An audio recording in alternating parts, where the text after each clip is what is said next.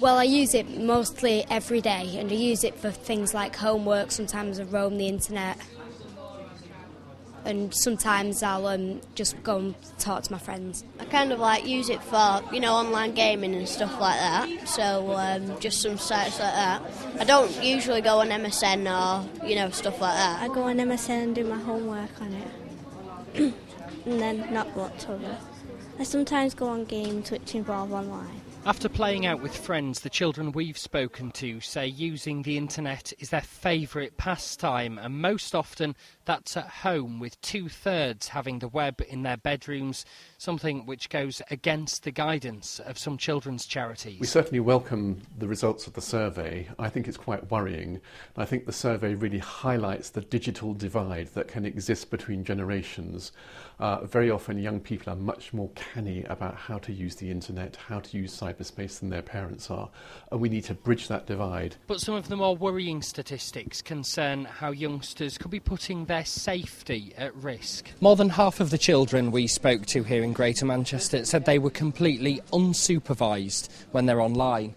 Over a quarter said that they actively try to keep secret from their parents what they're doing on the internet, and almost a third said they'd given out personal details online, things like their name, their phone number or even a photo. Most worryingly though, 27% said they'd agreed to meet somebody that they'd chatted to online, and of those, 42% said they didn't tell anybody about it. It's very easy for people to go online, to make up identities and to pretend they're someone they're not. So it's really important to emphasise to children and young people that, you have to be very wary of, forming relationships with people online, and really not to give out personal information. So never give out personal information about what your name is, where you live, what your address is. Don't put up photographs of yourself. So should parents snoop or not snoop on their children? Snoop.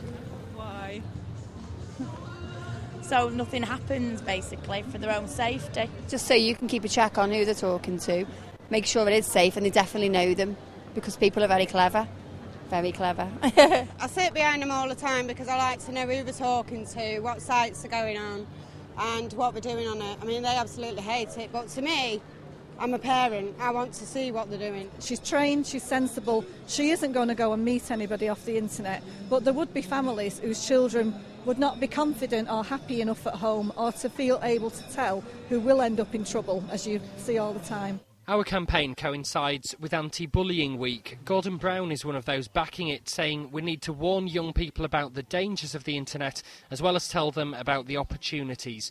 Between now and Friday, we'll be looking at the issues raised in our research in more detail, with the aim of making children safer on the internet.